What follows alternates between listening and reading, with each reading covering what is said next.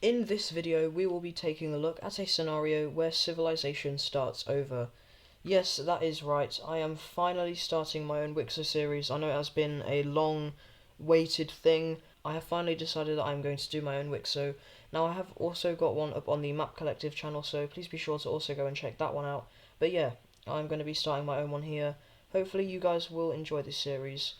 If you do end up enjoying this video, please make sure to like and subscribe. We are on the road to 1,000 subscribers at the minute, so please be sure to subscribe so we can get there. Anyway, let's begin the video. So we'll be starting off with a full grey map to signify unexplored land, and we'll be starting off in one singular point. And I think a perfect place to start in would be the Netherlands. Why not? Just a classic place in Wixo. So I think it will be perfect to start out there. So this is the land that the civilizations will start out knowing, and we see a red team forming right here in the Netherlands, and they will start as a pretty big nation. They will send out to more and more explorers and just try and figure out what is going on in the world. They will explore into northern Poland, going into Kaliningrad. They will also explore into the Baltic states. They will explore up Jutland into Copenhagen, and they will also explore into southern Sweden. Now, one thing I do plan on doing in this series is I will plan on keeping dates, so we will be starting off in the year 0, and we will be moving up. Right now, I would say we're maybe in the year 30, so yeah. So after fulfilling their desires of exploring new land, we're going to see the red team expand quite a bit. They move down into northern France, and just take a lot of this land that is quite valuable. They move over into parts of southern Germany, and just explore a whole lot more. They end up exploring further down into France, going all the way up to the Pyrenees Mountains, and they do the same thing going up to the Alps, and pretty much all of Gaul is discovered.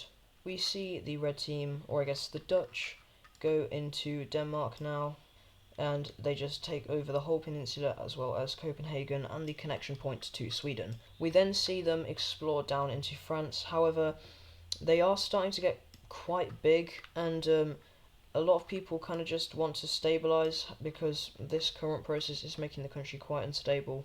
However, the king will not listen to the people, and he just keeps on trying to take as much territory as possible, seeing it as a way to just improve his strength. But as more and more of this French land is discovered, maybe the king will realize that he was wrong, as we see a very, very notable southern area break away. Now, at first, this just becomes a breakaway state. However, then this kind of turns into a full-on revolution, as we see multiple of these groups popping up. We even see one in parts of Sweden, and this is kind of the first civil war of the series. So we immediately see these blue team groups consolidating over here. However, here these guys are forced out of the country, and they have to kind of flee through the countryside into their remnants over here. We see this Swedish claim quickly be taken back over. However, we do see another rebellion over here in the Calais area. This will kind of join up. However, the red team does manage to kind of cut this off, and this is a big defeat for the blue team. We then see them continue to push in, and at this point it is looking pretty good for the red team as they take Normandy. However, then it kind of goes bad as we see another rebellion break out in the north. However, this time it is even stronger, going into parts of Jutland. This kind of forces them to retreat, and they set up a somewhat defensive line. They are able to kick out Jutland's forces. However, this kind of allows a full consolidation of the front over here. Now, over here we see the front line completely stabilize, and at this point the red team, they're kind of really wanting to end this war, seeing it as being really bloody. So they are going to be kind of forced into signing peace with the blue team. So let's see what this peace treaty looks like. So in this peace treaty here, we can see that a few interesting things have happened. We see that this Swedish breakaway state has gained its own independence away from that of the blue team, who has gained sovereignty by themselves down here. Now, a pretty interesting thing is we see this yellow team form up over here, and this is by people who are very anti-red team but didn't kind of want to form their own country from any of these two breakaways, so they decided to form their own over here. So from this point we see more exploration. We see the green team doing very limited as they are in quite cold areas. However, the blue team is going to cross the Pyrenees and explore into Spain. and they will explore a lot of the northern Iberian coast. They will then colonize a pretty big portion of it going down here, and they are looking pretty good. They also connect up with the Mediterranean Sea, being the first country to do so.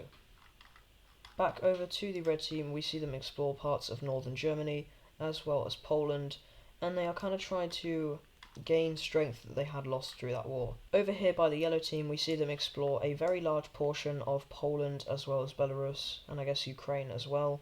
But yeah, no, anyway, they will explore, and they will take quite a large chunk of this land, and they kind of stop here so they don't have to border the red team. They will then move up north here and take a pretty big chunk of Estonian land, moving up to St. Petersburg and exploring the coast of southern Finland. We see the blue team then explore all of Iberia. However, it is at this point where we see a new country form.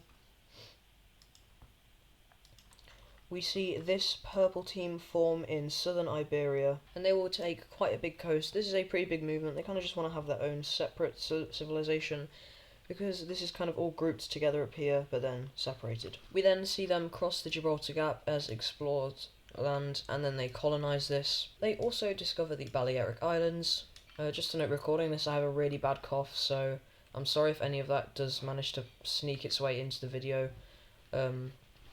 Yeah, anyway. We then see more land around the Alps be discovered as they kind of move down also into Central Europe. This area is kind of then just fully explored, and we see more and more of Germany be explored as well. From here, we see a pretty big exploration go into the eastern areas of Europe, going into Russia as well as Ukraine, and we see Crimea be discovered. We also see them going down the coast, going into Constantinople as well as Greece. This allows for exploration into the Balkans up to the Carpathian Mountains, and after a few more years we see expansion of explored territory into Italy, leaving the Alps though. We then see Italy be explored all the way down the peninsula and into Sicily. This kind of leads to mass exploration of the Balkans as we see the whole area be discovered, as well as the Anatolian coast. Now we are going to be seeing a few nations form. We see this orange one in northern Greece, this dark red one in Italy, we see this golden one form in Ukraine, and we see this sort of rose pink one form over here in Bulgaria/Romania. Now just really quickly, I'm going to clean up these borders, so I will be back with that. So here we go, I have cleaned up a lot of the borders here, and I think these guys look a lot better now.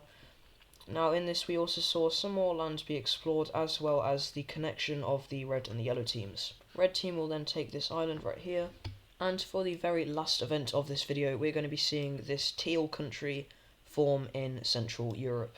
So yeah, that is going to be it for the first episode of Wixo.